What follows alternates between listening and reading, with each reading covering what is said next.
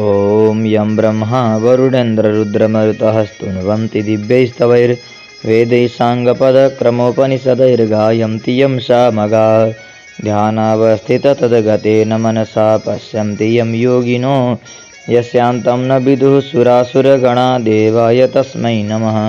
श्रीमच्चन्दनचर्चितोज्ज्वलवपुः शुक्लाम्बरा मल्लिका मालालङ्कृतकुण्डला प्रविलसन्मुक्ता बलिशोभिता सर्वज्ञाननिदानपुस्तकधरा रुद्राक्षमालाकरा वाग्देवी वदनाम्बुजे वसतु मे त्रैलोक्यं माता चिरं।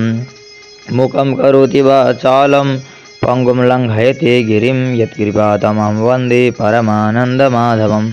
नमो भगवते तस्मै व्यासाय मिततेजसे यस्य प्रसादात् वक्ष्यामि नारायणकथामिमाम्। नारायणं नमस्कृत्य नरं चैव नरोत्तमं देवीं सरस्वतीं व्यासं ततो जयमुदीरयेत्। अथ एकोनविंशोऽध्यायः माघ मास महिमा उपाख्यान।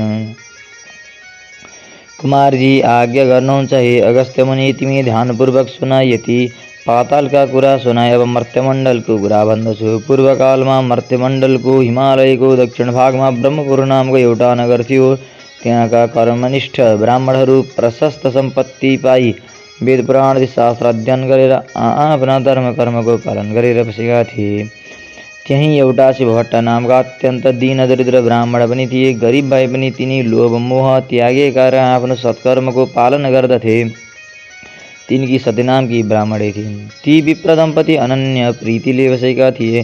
घरमा धन सम्पत्ति नहुँलाले निकै कष्ट पाए र एक दिन शिवभट्टले आफ्नी पत्नीसित भने, हे प्रिय, हाम्रो घरमा सम्पत्ति छैन, त्यसै हुनाले बराबर कष्ट भोगिरहेका छौँ। अब सम्पत्ति प्राप्त गर्न सिद्धि गणेशको सेवा गरौँ भन्ने सल्लाह गरी दुवै पति पत्नी 8 दिनको मङ्गलबार बिहानै उठी कष्टपूर्वक सिद्धि गणेशको सेवा गर्न लागे।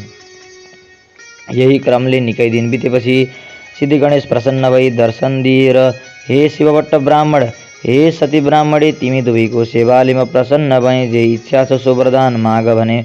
र शिवभट्टले सिद्धि गणेशलाई दण्डवत प्रणाम गरी अञ्जली जोडेर, हे गणनाथ, अरू के वर मागौँ? पूर्व जन्ममा नकमाएको हुनाले यस जन्ममा दरिद्री भएर कष्ट भोगिरहेका छौँ। अब सम्पत्ति पाउने इच्छाले हजुरको सेवा गरेका हौँ, सम्पत्ति दिई कष्ट निवारण गरिदिनु होस् भनी बिन्ती चढाए। अनि सिद्धि विनायकले आज्ञा भयो, हे शिवभट्ट, आजको 8 दिनमा मङ्गलबार बिहानै आई मेरो पूजा गर्नु। उसै बेला मेरो मुखेन्जी जो देखाउला तो घर लगे तसलामा राखी माथिबाट तसलैले छोपिदिनु। 4 दिनपछि छोपेको तसला झिकी हेर्नु सुन्नु होइरहला अनि त्यसका प्रभावले प्रशस्त सम्पत्ति पाई सुखी हुनेछौ। तिमीलाई सम्पत्ति हुने वरदान दिए, अब आफ्नो घर जाऊ। यति गणेशजीको वचन सुनि शिवभट्ट ब्राह्मण र सती ब्राह्मणीले सिद्धि विनायकलाई दण्डवत प्रणाम गरे। अनि विनायक अन्तर्धान भएपछि उनीहरू घर फर्किएर आए। 8 दिन बित्यो र मङ्गलबार बिहानै पूजा सामग्री लिएर ती विप्र दम्पति सिद्धि विनायकको मन्दिरमा गए र उनको अगाडि एउटा लड्डु देखे। अनि दुवै दम्पतिले नित्य जस्तै विनायकको पूजा गरेर त्यो लड्डु घर लगी तसलामा राखी माथिबाट तसलैले छोपिदिए। 4 दिनपछि छोपेको तसला झिकी हेर्दा सुनको लड्डु भइरहेको देखि प्रसन्न भएर सुरक्षित गरी राखे। उसै दिनदेखि शिवभट्ट ब्राह्मण उसै सुनका प्रभावले असङ्ख्य सम्पत्ति पाई सुखी भए। 10 घर डुली भिक्षा मागेर खाने शिवभट्टले सम्पत्ति पाएपछि एक दिन आफ्नी स्त्रीसित भने, हे सती, पूर्व जन्ममा दान धर्म गर्न नसकेकोले यस जन्ममा कष्ट भोग्यौँ। अब सिद्धि विनायकको कृपाले सम्पत्ति भयो। अब यस जन्ममा दान धर्म नगरे अर्को जन्ममा फेरि दरिद्री भई कष्ट पाउनेछौँ, अतः दान धर्म गरौँ भनी दुवै पति पत्नी नित्यै नारायणी गङ्गा स्नान गरी उही हरिहरको पूजा गरेर सुवर्ण आदि अनेक द्रव्य दान गरी घर आउँथे। यसै दानका तानमा उनले विष्णुको मन्दिर बनवाए, शिवको मन्दिर तयार गराए, सिद्धि विनायकको मन्दिरलाई जगमग तुल्याए, धेरै नै बडा पोखरी खनवाए, वाप्यहरू र इनारहरू खनाए। वरका, पिपलका, पाकडका, समीका, आँपका, कटहरका, बडहरका, खटुसका, ओखरका, ढुम्रीका, खसरेताका, चिउरीका, लप्सीका वृक्षहरू रोपाए। निबुवाका, कागतीका, लिचीका, पेडारका बगैँचा लगवाए। ठाउँ ठाउँमा नाना भाँतीका फुलबारीहरू सजवाए। गरिब गुरुवाहरूलाई दान दिन दिनभरि धेरै धेरै अन्न बाँडे। जताततै राम्रा राम्रा पाटे पौवा सत्तल चौतारा बनाए। बाटा बाटामा अनेक ठाउँ पौशालाहरू रखवाए। ती पौशालाका नजिकै छायादार पाकडका चापका रुखहरू रोपाए। ती वृक्षका फेदमा बिसाउन चौतारा चिन्वाए। देवघाटका वरिपरि साधु सन्त फकड तीर्थयात्रीहरूलाई बास बस्न धर्मशाला बनवाइदिए। अनेक कुटीहरू बनवाए। तीर्थयात्रीहरूका लागि सदाव्रत खोलिदिए। पाठशाला खोलेर विद्यार्थीहरूलाई पढाउनका लागि गुरु तथा बस्नका लागि छात्रावास अनि खानका लागि भोजनालयको व्यवस्था गरेर त्यस्तै अरूहरू पनि अनेक दान धर्म कार्य गरे। त्यसरी दान धर्म गर्नाले शिवभट्ट ब्राह्मणको सम्पत्ति झन्झन बढ्दै गयो। त्यो देखेर एक दिन शिवभट्टले आफ्नी पतिसित भने, स्त्री सम्पत्ति मात्र भएर के गर्ने? हामी वृद्ध भयौँ, हाम्रा सन्तान छैनन्। पछि यो सम्पत्तिको रक्षा को गरिदेला? अतः सन्तानको निम्ति फेरि सिद्धिविनायकको सेवा गरौँ। यस्तो सल्लाह गरेर अघि जस्तै 8 दिनमा मङ्गलबार बिहानै सिद्धिविनायकको सेवा गर्न लागे। तिनका निष्कपट सेवाले विनायक प्रसन्न भई दर्शन दिएर, हे शिवभट्ट ब्राह्मण, तिम्रो सेवाले म प्रसन्न भएँ, वरदान माग भन्नुभयो। त्यस्तो कृपा सुनि शिवभट्ट र सतीले अञ्जली जोडी बिन्ती गरे, हे गणनाथ, हजुरका कृपाले सम्पत्ति पायौँ, तर सन्तान छैनन्। त्यो सम्पत्तिको रक्षा पछि कसले गरिदेला? अतः सन्तान भनिदिनुहोस्। तिनको यस्तो प्रार्थना सुनि सिद्धिविनायकले आज्ञा भयो, हे शिवभट्ट, सन्तान पाउनका लागि तिमीले 3 वर्षसम्म लगातार माघ स्नान गर्नुपर्छ, अनि मात्र तिमीलाई म सन्तान दिन सक्छु। मकर राशिमा सूर्य सरेको दिनदेखि त्यस राशिमा सूर्य रहेसम्मका 30 दिनलाई माघ महिना भन्दछन् र ती 30 दिनमा गरिने नियमपूर्वकको नित्य स्नानलाई नै माघ स्नान या मकर स्नान भन्दछन्।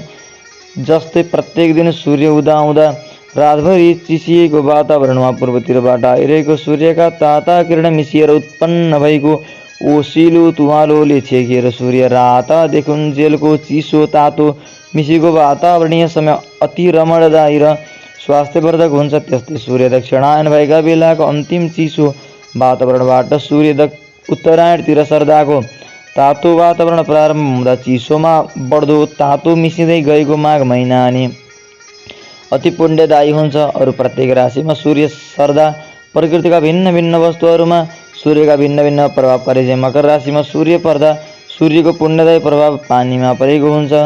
यसैले माघ महिनाको माघ स्नान माघदान अति पुण्यदायी हुन्छ। त्यस पुण्यले चिताएको चिज पुर्याउँछ। जस्तो ग्रहहरूमा सूर्य सर्वश्रेष्ठ छ अनि नक्षत्रहरूमा चन्द्रमा सर्वश्रेष्ठ छ, त्यस्तै महिनाहरूमा माघ अति श्रेष्ठ छ। तसर्थ हे शिवभट्ट ब्राह्मण, यस मनुष्यलोकमा जो जन कामिनीहरूको कटाक्ष बाणले एकदम विद्ध भएका छैनन् र अर्थात् जो जन स्त्री लम्पट छैनन्, त्यस्ता ती जन मात्रै मकरमा सूर्य रहँदा तलाउमा वा नदीहरूमा वा पुण्यतीर्थहरूमा श्रद्धा विश्वासपूर्वक स्नान गर्न चाहन्छन्। जो जन बिना आगो, बिना यज्ञ, बिना पाटी पौवा निर्माण गरी सद्गति पाउन चाहन्छन्, त्यस्ताले माघमा बस्ती बाहिरको वर्षक वहँदो जलमा बिहानै नुहाउने गरून्। हे शिवभट्ट, जो जन गाई, भूमि, सुन, माणिक्य आदि दान नगरिकन नै सुन, गाई आदि दान गरेको फल प्राप्त गर्न चाहन्छन्, तिनीहरूले पक्कै पनि माघ स्नान गर्नुपर्दछ। 21 दिने व्रत, कृच्छ्र व्रत र पराक व्रतले आफ्नो शरीरलाई नसुकाइकन जो स्वर्ग जान चाहन्छन्, तिनीहरूले माघभरि अवश्य नदी वा सरोवर यानि ठुला पोखरीहरूमा नुहाउन्। वैशाखमा हरिको पूजा, कार्तिकमा तपरूपी पूजा र माघमा चाहिँ तपस्या, होम तथा दान तीनवटै गरिन्छ बराबर। अर्थात् हर साल यस्तो गर्ने व्यक्ति अवश्य नै अर्को जन्ममा लक्ष्मीपति राजा हुन्छ। उसलाई कहिले धाम प्राप्त गर्ने अर्थात् मुक्ति हुने बुद्धि सुझ्दछ र फेरि मृत्युलोकमा ओर्लन हुँदैन। दिव्य दृष्टि हुनेहरूले तन मन वचनले भगवानको सेवा गर्नु पनि बताएका छन्। हे शिवभट्ट, योभन्दा कता हो कता बेसी पुण्यदायी माघमा गरिएका तपदान स्नान हुन्छन्। इच्छा सिद्धिका लागि वा सन्तान प्राप्तिका लागि वा हरिको दर्शनका लागि वा अरू नै कामना यानि चाहनाका लागि काय शुद्धि गरेको व्रत भएर नहुनेले ती 4 प्रकारको फल पाउँछ। अदितिले माघभरि खाँदै नखाई 12 वर्षमा माघ स्नान गरिन् र त्यसै उनले तिनै लोक झल्काउने सूर्य जस्ता तेजिला 12वटा पुत्र पाए। माघ स्नानको प्रभावले नै रोहिणी शुभका अर्थात् सौभाग्यवती अनि अरुन्धती दानशील तथा सची सात तले महलमा रूप राशिले झकाउ भएर रहेकी छिन्। जसले मकरमा सूर्य रहँदा नदी वा तलाउमा स्नान गर्ने गरेको छ, तिनीहरू यस संसारमा सफा स्वच्छताको शोभाले भरिएको सुन्दरी सुन्दरी नर्तकीहरू आँगनमा नाचिएको दियाका तातीले झझलकार सुन्दरी स्त्रीहरूले खचाउ भएको गीत बाजाका स्वरध्वनि भइरहेको मङ्गल कार्यहरूको विधि विधानले शोभिएको वेदका ध्वनिले पवित्र पारिएको विद्वान ब्राह्मणहरू विराजिएको देवताहरूको पूजाले आनन्ददायक तथा सधैँ पाहुनाको लर्को लागेर नि घरमा प्रसन्नतापूर्वक बस्न पाउँछन्। प्यारो वस्तुको त्याग र नियमको पालन गरेर जसले माघ महिनामा प्रशस्त दान दिएको छ, जसले मुरारी भगवानको पूजा गरिएको छ, त्यो जन अति उत्तम अति श्रेष्ठ हो। माघ महिना सत्कर्मीलाई सधैँ धर्म दिन्छ र उसको पाप पखाल्छ। सदा इच्छा पूर्ति चाहनेलाई उसले चाहेको फल दिन्छ, त्यो नचाहनेलाई ज्ञान दिन्छ। जुन लोक ज्ञानीहरूलाई, जुन लोक वनमा बसेर तपस्या गर्नेहरूलाई, जुन लोक विष्णुका भक्तहरूलाई मिल्दछ, ती लोक माघमा नित्य स्नान गर्ने जनहरूलाई सदाका लागि मिल्छन्। हे शिवभट्ट, अरू पुण्यहरूले त पुण्य भोग सकिएपछि स्वर्गबाट फर्कनु पर्दछ, तर माघ स्नान गर्ने मनुष्यहरूले त कहिल्यै पनि स्वर्गबाट फर्कनु पर्दैन। जो जन माघमा स्नान गरेर दुधालु गाई वैदिक ब्राह्मणलाई दान दिन्छ, त्यस गाईका सर्वाङ्गमा जति रहन्छन् त्यति 1000 वर्षसम्म त्यो जन स्वर्गमै रमाइरहन्छ। जो माघ स्नान गर्ने मनुष्य गुण सक्कर मुसेका तिल दान गर्छ, त्यसलाई सबै पाप पखालिएर निश्चित नै त्यो जन निर्मल भएर शोभिन्छ, किनकि सबै धान्यहरूमध्ये तिल जो छ त्यो पाप नाश गर्नेवाला हो। त्यसकारण हे शिवभट्ट, माघमा प्रयत्नपूर्वक सकेसम्म तिल दान गर्नुपर्छ। नियमपूर्वक माघ स्नान गर्नेले ब्राह्मण भोजन पनि गराउनु पर्दछ अनि ब्राह्मण भोजनद्वारा आफ्ना पितृहरूलाई तृप्त पारेर शुद्ध आत्मा भएको त्यो जन विष्णुको परमपदमा प्राप्त हुन्छ। त्यसकारण प्रयत्नपूर्वक पनि माघ महिना कन दानै दानले बिताउनु पर्दछ।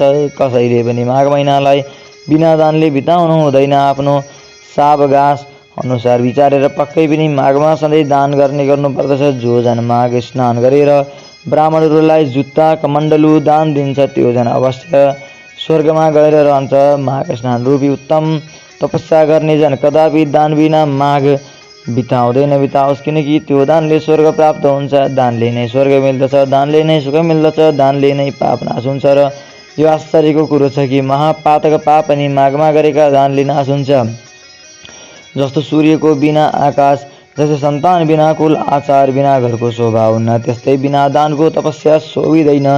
दानभन्दा अर्को पाप नाश गर्ने पवित्र वस्तु केही छैन। हे शिवभट्ट, तिमीलाई मैले माघ महिनाको महिमा बताएँ, अब माघ स्नानको गरिमा बताउँछु। माघ स्नान समस्त यज्ञभन्दा श्रेष्ठ वा उत्कृष्ट छ, सबै प्रकारको दानको फल दिनेवाला छ र माघ स्नान सबै प्रकारका व्रत र तपस्याको समान पुण्यदायक छ। माघ स्नानको प्रभावले अति शुद्ध मन भएका मानिसहरू पितृकुल मातृकुल दुवै कुलका पितृहरूलाई स्वर्गमा थन्क्याएर अनि उज्जवल उज्जवल चेहरा भएका आफूहरू चाहिँ अत्यन्त राम्रा जता चिताए उतै चल्ने श्रेष्ठ विमानहरूमा चढेर स्वर्ग जान्छन्।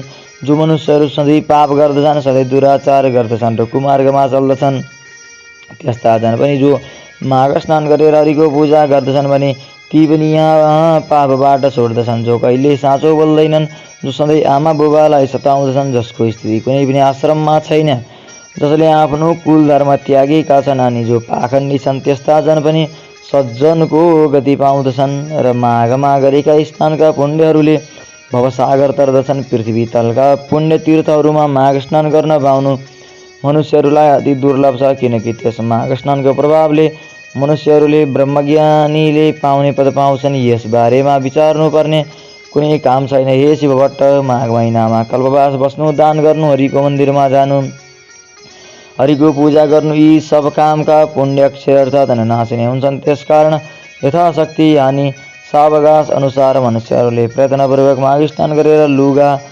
भरभराउँदो मकल सुवर्ण आदि दान गर्नुपर्दछ। माघमा जो अन्न दान गर्छ उसलाई देवलोकमा अमृतपान गर्न मिल्छ। जो सुन दान गर्दछ उसले इन्द्रको समीपमा बस्न पाउँछ।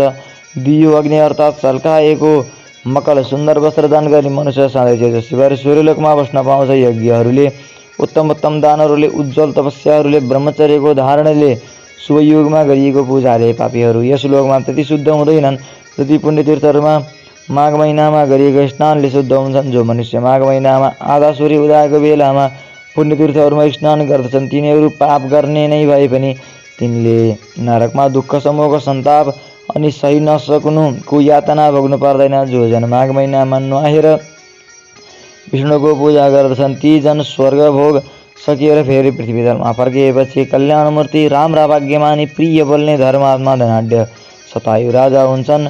दन्केको आगोमा हालीको काठ समूह जसरी तुरुन्तै भस्मावशेष हुन्छ त्यसै गरी माघ स्नानले सानो वा ठुलो पापहरूको राशि बिनाउँछ।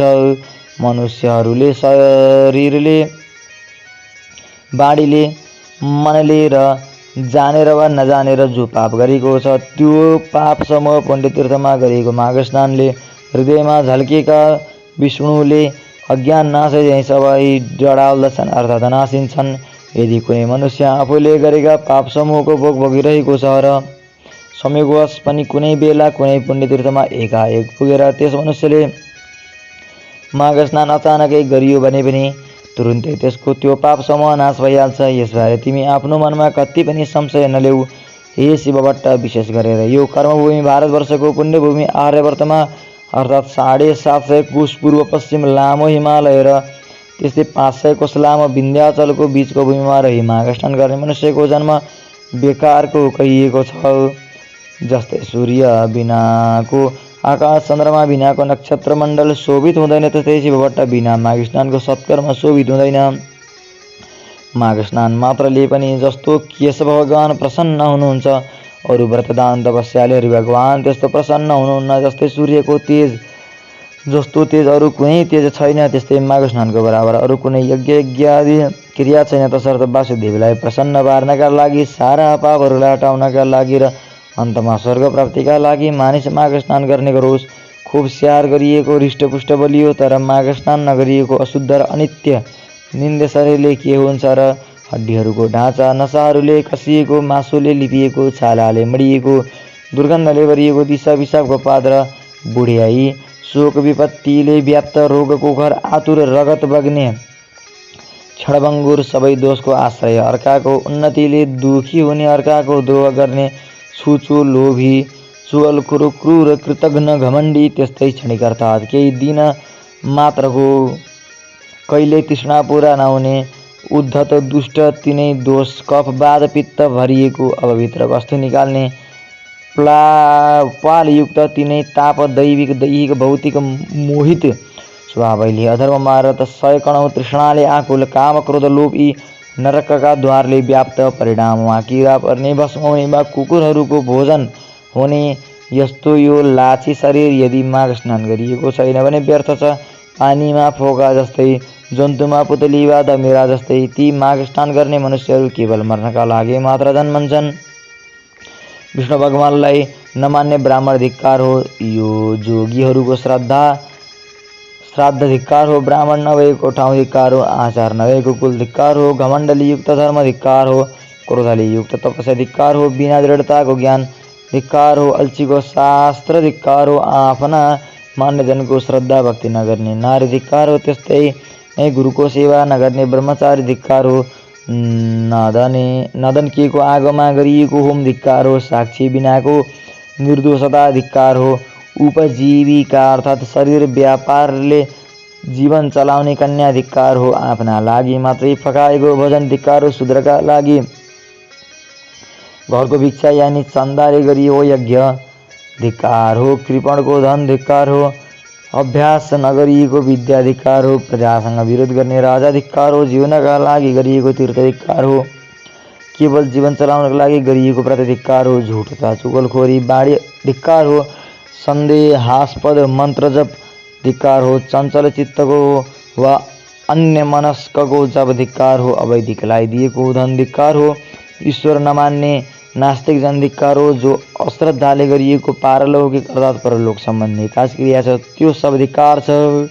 हे शिवभट्ट त्यसै यस मृत्युलोकमा दरिद्र मनुष्यहरूको जन्म धिक्कार छ। त्यस्तै नै अरू मनुष्यहरूको पनि माघ स्नान बिनाको जन्म धिक्कार छ। जो जन मकरमा सूर्य नउदाउँदै भोरमा स्नान गर्दछ त्यो जन पापबाट कसरी छुट्ला र कसरी स्वर्ग जाला।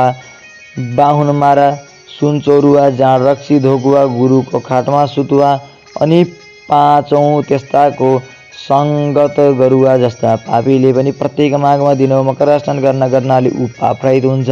माघ महिनामा सूर्य केही उदाएपछि जो जन पानीमा डुबुल्की मार्छन् ती चाहे ब्रह्महत्यारा हुन् चाहे रक्सी घुटियाहा हुन् वा महापतित हुन्, त्यस्तालाई पनि माघ स्नान पवित्र पार्छ।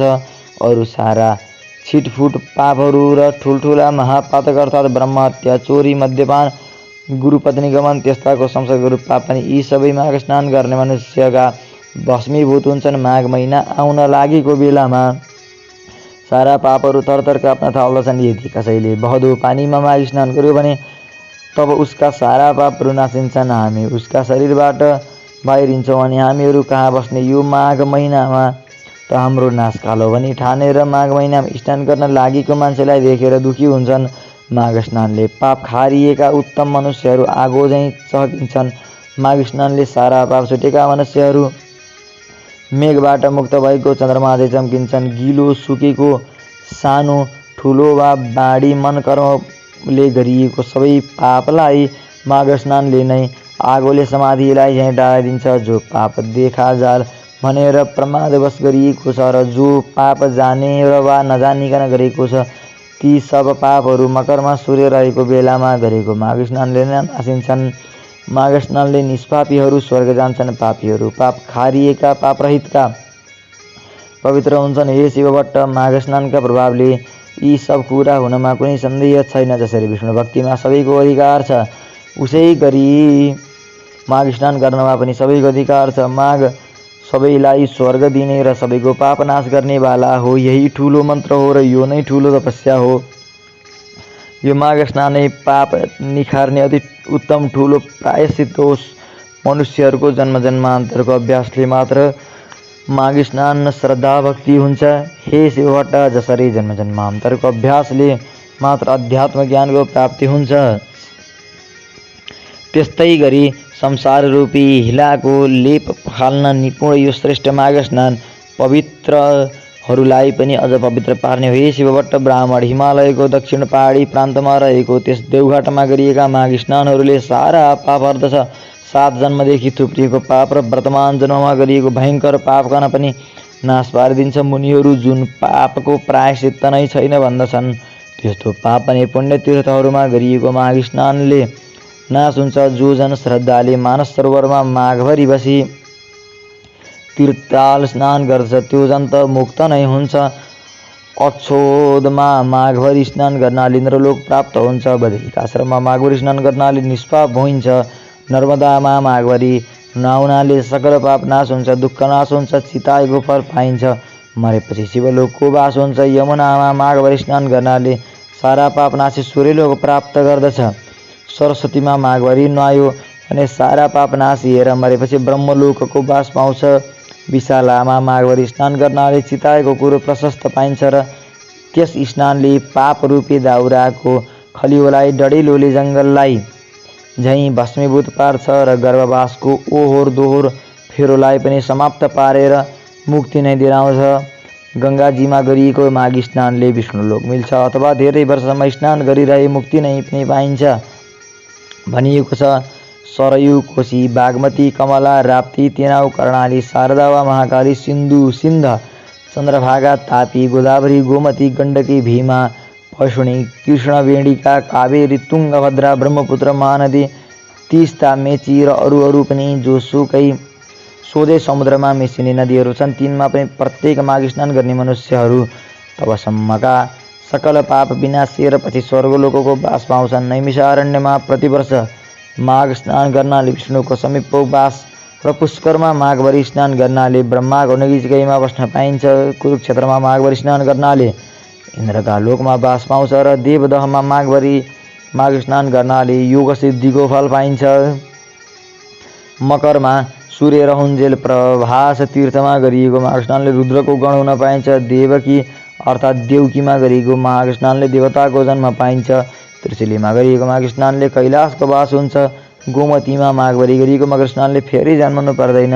हेमकुटमा, महाकालमा, ओमकारमा, अमरेश्वरमा, नीलकण्ठको जलमा माघभरि स्नान गर्नाले रुद्रको लोकमा ऐश्वर्यशाली भएर बस्न पाउँछ। कुनै पनि 3 नदीहरूको सङ्गममा माघभरि नुहाउने गरे आफ्ना इच्छाप्रति हुन्छन् जीवनका दुःख आइपर्दैनन्। तर हे शिवभट्ट, गण्डकी देवकी त्रिशुलीको सङ्गम भएर नारायणी बनेको देवघाटको त्रिवेणीमा र गङ्गा यमुना सरस्वती मिलेको सङ्गम स्थानमा प्रयागको त्रिवेणीमा त भाग्यमानीहरूले मात्र माघभरि मकर स्नान गर्न पाउँछन्, किनकि त्यहाँको त्रिनदी मिश्रित स्थलको जल मुक्तिदाता र स्वर्गदाता अनि कल्याणदाता पनि छ। हे शिवभट्ट, ब्राह्मण स्वर्गमा रहने देवताहरू पनि देवघाटको त्रिवेणीको र प्रयागको त्रिवेणीको महिमा बखानिरहन्छन्।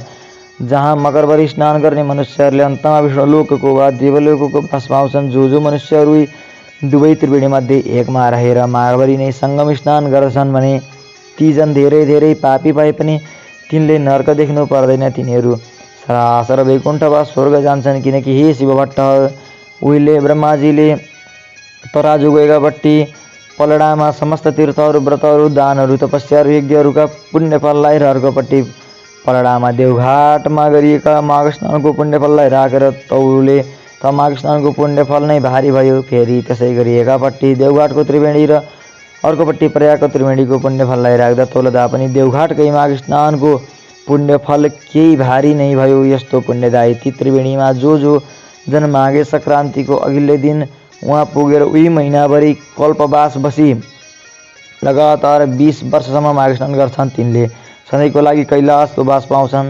त्यसै गरी 40 वर्ष लगातार माघ स्नान गर्न निरन्तर स्वर्गको बास र सधैँ 12 महिना त्यहीँ रहेर विष्णु भगवानको मन्त्र निश्चल मनले जप्दै 60 वर्षसम्म लगातार जो जन स्नान गर्छन् तिनले त कैवल्य धामको आनन्दमय लोकमा सदाका लागि बास पाउँछन्। अनि हे शिवभट्ट, कहिले सृष्टि भयो र कसरी भयो अनि कहिले अन्त हुन्छ र कसरी हुन्छ भन्ने आदि र अनन्तको निधो नभएकोले अनादि अनन्त कहिले 24,000 कोषको गोलाइ भएको धकधकाउँदो र रापिलो आगोको गोला सूर्य र त्यसभन्दा 4.5 करोड कोष तल रहेको चिसो न चिसो पानीको 12,000 कोष गोलाइको अविनाशी समुद्र, यी दुवैलाई निराधार निरालम्बन आकाशमा आफ्नै धुरी र वृत्तमा नियमित रूपले नियमनमा राखी अडाइरहने त्यो कुन शक्ति हो भन्ने सोची त्यो शक्तिलाई ठम्म्याए।